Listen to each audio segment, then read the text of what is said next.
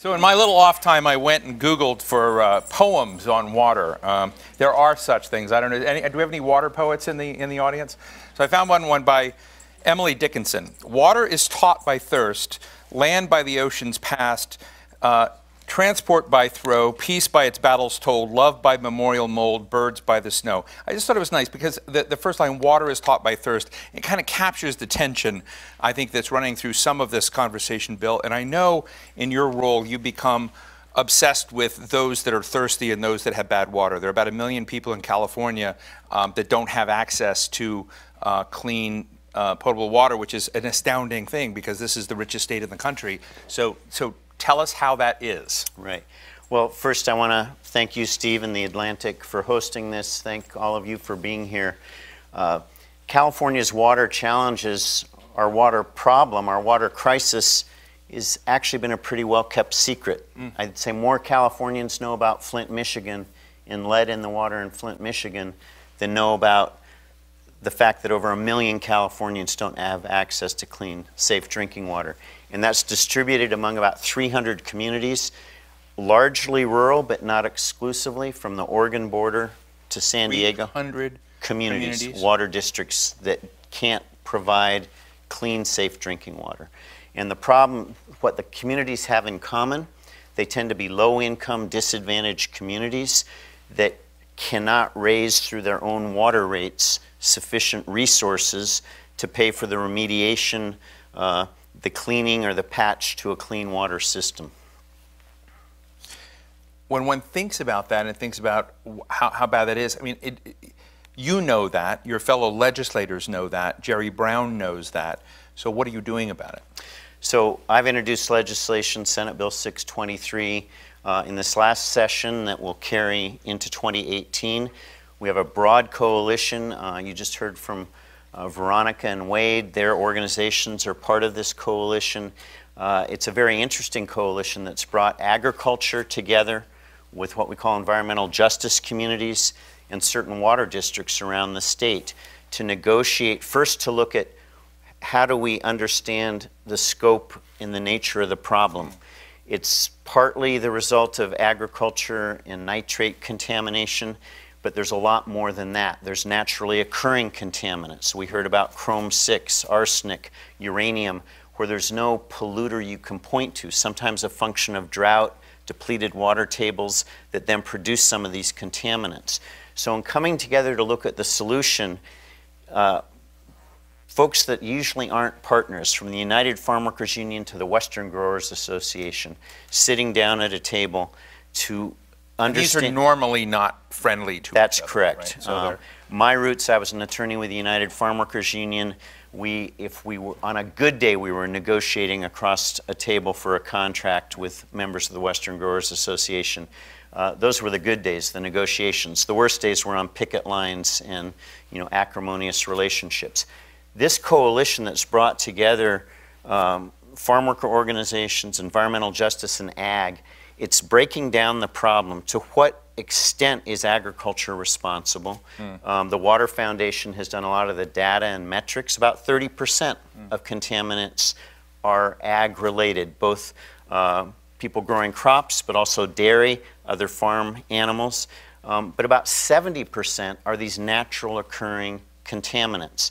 And so as we look towards a solution, we want to raise basically a super fund, a safe, clean drinking water fund, which my bill would do, and it would be funded through an agreement that's already been reached among these very diverse stakeholders that creates a funding mechanism that would raise. So ag pays about 30% through a mill tax on fertilizers, a tax on dairy, and that's been negotiated within their associations. And then we look to ratepayers around the state to pay what we call a de minimis assessment of 95 cents or less per month on their water bill. But if you're at 200% of the federal poverty line or below, you don't pay, you're exempted. So we're asking Californians to hold hands to protect and advance the human right to water. We're the first state of 50 to establish the right to clean, safe, affordable drinking water as a human right. That was done in 2012. So that's the law of California. We say access to clean, affordable water is a human right. We haven't figured out yet how to fulfill it. We think this bill is the way to do it. Why are water districts in such opposition? So some water districts, larger urban water districts, are opposed, I would say, mostly on principle. Los Angeles is opposed. Los Angeles, East Bay Mud, which is Oakland, Alameda Want to have a chat with anyone after the? We welcome it. You know, we've reached out to those water districts as we've been designing the legislation.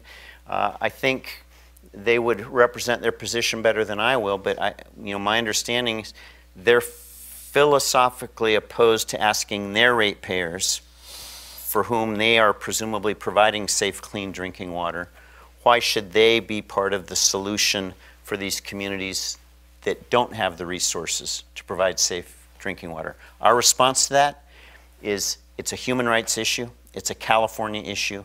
If we spread the cost and hold hands and have a de minimis fee of 95 cents a month, exempting poor people, we can solve this problem. Our bill would raise about $2 billion over 15 years. 95% of every penny raised would have to go to direct remediation, providing a treatment facility, linking a community to a clean water supply. And it could be used for emergency bottled water, but that's what we want to get away from. We've been relying on emergency bottled water for too long. I have constituents who can't drink the water out of the tap, they can't bathe with it, and they can't cook with it. But many are still getting a monthly water bill, and they're spending $40 to $50 a week buying bottled water for their family. And these are often the people least able to add that $40, $50 to their weekly budget. Tell you, I'm shocked because I had no idea, to be honest. And I was reading about this. You do have a Republican co-sponsor on this bill, and I found that refreshing because there's not a lot of bipartisan stuff going on, but I also know that you've got 2/3 of the Senate and about 2/3 of the House. Why do you need the Republican? Right. So it's a fair question. Getting a 2/3 vote in our legislature, even though we currently have 2/3 Democrats in both houses, some of our Democrats have a tough time going up on any revenue vote because they're in what we call a fragile district and they'll be susceptible to being taken out. We have a colleague from Orange County, Senator Josh Newman, who voted on our transportation bill. He's facing a recall because he put up a vote that is the gas tax that will support repairing our roads. So it's delicate. Having Republican support is critical. This is Vidak? Senator Andy Vidak. He's a grower from the Central Valley, and he both as an ag person has an interest, but he has constituents who also live in communities that don't have clean, safe drinking water. So he has a dual interest, being part of a solution that ag is part of, and it provides them some relief from individual citations or prosecutions if they play by the rules of reducing nitrate, embracing best practices, and moving forward with cleaning their exceedances, is what the technical term is. But by ag joining and being part of this solution, they become part of a solution that's funded through a mill tax. That's a technical term. It's a tax placed on their use of fertilizers. And so the more you use, the more you pay. And that becomes part of this fund and would raise about 30% of the fund, about $30 million a year. The ratepayers about $70 million a year. Is Jerry Brown for you or against you? He's strongly supportive of this. The California Department. Do you like Jerry Brown? Yes. What's it like to work with him? Well, Jerry's an interesting guy. All I can say is for those... You hang out? Does he smile? Occasionally, when it's his joke, he smiles. When it's my joke, he's usually trying to figure out what's the inner meaning. California's been very lucky, and we joke Jerry Brown 2.0 the second time around. He's very thoughtful. He's not running for re-election. He can't. He's termed out as governor. And he's been very fiscally conservative, but he's taken some bold steps. Our cap and trade extension is huge. The transportation bill is huge. We passed bonds this year on affordable housing and a state parks bond. He was involved sleeves rolled up, meeting individually with legislators. Experience does make a difference. People think, throw the bums out, bring in fresh faces, fresh ideas. If you need brain surgery, you want somebody who's done a few. And I would suggest that there is some utility to people in government who have some experience, some skill. I believe his term as mayor of Oakland probably did more to prepare him for this second run as governor and the familiarity with municipal challenges. Well, I want to give you credit because you've been here since early this morning. Usually we talk to politicians, they're in real fast, out real fast. They don't really care that much about the subject. But you've been here all morning. You really care about water a lot, and it's clear to me that you do. What is the literacy of your colleagues in the California legislature on this subject? Do they understand the consequences and how important it is? And because I watch from Washington the kind of politics of this here and the battles in the state, and just one wonders what the literacy level is of some of your colleagues. Well, it's a great question. By definition, my 39 colleagues in the Senate and 80 in the Assembly represent very different districts. We're dealing with multiple issues all the time. They have their favorite bills that they're pushing. And a lot of the work to be successful with your own piece of legislation is engaging, spending time with the other members. So we have some members who get this because they have constituents who are in their offices wanting a solution, wanting help. We have others for whom it's maybe a step removed from what they think are the immediate issues in their district. Maybe an LA legislator, you turn on the tap, you have clean, safe drinking water. Why should I care about this? So bringing somebody into your orbit of something important to you often involves understanding what's important to them, what are the issues they're working on, showing an interest in their issues. Well, you have to persevere and be relentless in your pursuit on something like this. It's a huge, what we call heavy lift. We're going to come back to it in January, and we're going to need, our first challenge will be getting a 2/3 vote in the state assembly. People are gun shy from putting up votes. Our opponents call this a tax on water. We argue that it's a de minimis assessment. The media will embrace their nomenclature. And we have to defend, tax is a 4-letter word in California politics. You need to get George McGraw. George McGraw was down here talking about this Singapore thing. They hired a California PR firm to help people understand the value of water. Do you need that in California? Well, I think we need to do a better job, and forums like this help us, just for Californians to become sensitized and familiar, because what's a problem in the Central Valley or in my district in the Coastal Valley or Watsonville today may be a problem in an urban water district tomorrow. Our fund would be eligible, anybody could pursue support to help them remediate a water challenge in their district. So we think we're creating a mechanism that people can learn from. We're establishing a model. We have what we call guardrails around it. It can't be invaded for use by the general fund. This is designed and focused on getting people their human right to clean, safe, affordable. I want to go to all water. of you in a moment, but I've read so much about water in California this last week that I'm underwater. But it's when you look back at Mulholland, you look back at the history of this state and the water grabs and the property rights debates and these access agreements that exist or don't exist, and you go on, and you wonder, well, if those self-interested deal makers hadn't done what they did, Los Angeles and Southern California wouldn't be what it is. So it's hard to go back and sort of relive history. But if you were to be able to go back, or if you were to able to undo some of the, I would call, semi-nefarious behaviors in the water world to try to solve some of these problems, what would be 2 or 3 things you would try and do if we made you it's an interesting question. President of California? Thanks. I think it's an interesting question. I don't know if the presumption of that question holds water, so to speak. I don't know that the way to look is retrospectively. We are where we are, and we need to be looking forward. So how do you get really smart going ahead then? So I think we get smart going ahead. Some of the earlier panels, it's making an issue that seems like a dry issue, utilities, water utilities. It's connecting it to people's very survival, whether it's the need for water in agriculture, whether it's the need not to take for granted that every time you turn on the tap, you're going to have a ready source of water.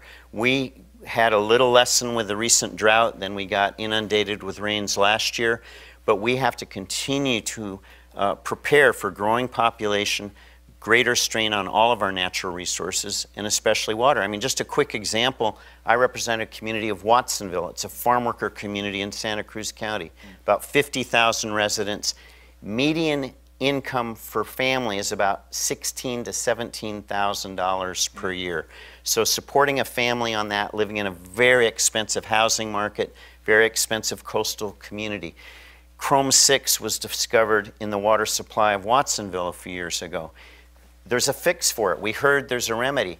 The cost, $25 million to build a plant that can treat the water naturally occurring Chrome 6. So there's not a culprit. We can't go after an agricultural company or something. Do you filter it? Yeah, so through filtering. But the water district, they can't raise the rates high enough to raise $25 million. Families that have already endured rate increases, but their kids, elders are put at risk by this discovery of Chrome 6 in their water. My bill, Senate Bill 623, will create this Safe Clean Drinking Water Fund that the city of Watsonville could apply for and get support to sooner rather than later get safe, clean drinking water to the community. And that's where I think we have to do a better job of underscoring the urgency for these communities. People say, well, you should get it out of the general fund, you should do it in the budget. This is a crisis, it's a public health crisis. Our bill provides a pathway that's brought agriculture, environmental justice folks together. We can solve the problem. Now we need to win the political will. Fascinating. Let me go to the audience. We've got a question out here. Yes, hi. Hi, Corinne Mandelbaum, Environment Now. Thank you for your leadership, Senator. I wanted to ask you about addressing the problem of urban groundwater contamination and where public funds don't go far enough to remediate our groundwater basins. How do we get regulators to actually stop the pollution from getting into the groundwater before it gets there? Thank you. Well, it's a great question, and whether it's urban or rural, we do need to look upstream, no pun intended, but look at the cause. You know, from a public health point of view, we can treat childhood diabetes. It used to be called adult onset diabetes. Now we're seeing it in children. So we can spend more for doctors and medications, but we got to look at what's happening with diet and nutrition. And it's the same with water quality in this state. If we know there's a point source of pollution or contamination, we need to have the means to discover it early and figure out how do we remediate. Even, I just want to be clear, under our bill, even an urban water district would be eligible. Lead, I think, is not fully surfaced as a public health crisis in our water in California. I fear it's coming. It's coming. Yes, sir. Thank you. I think we can agree on the broad consensus for urgency to get safe water. But also this is partially a demonstration of failed governance at the scale of some of these small water systems. What is your plan to address governance in these areas where it seems to be unsustainable? Thanks for that. I'm going to hold on here. I'm going to take you as well, and we'll ask you to wrap it up. You had your hand up, yes. Hi, Melissa McKeith. I sit on the board of the Urban Water Institute, and I hope you'll come to our spring conference because the audience is full of people who don't like your bill, and I think they need to understand better. But I would also like to follow up on this governance issue in two respects. One of the highest paid jobs in government is in water agencies. They're huge fiefdoms. Everybody creates a new special district because they get a new pension.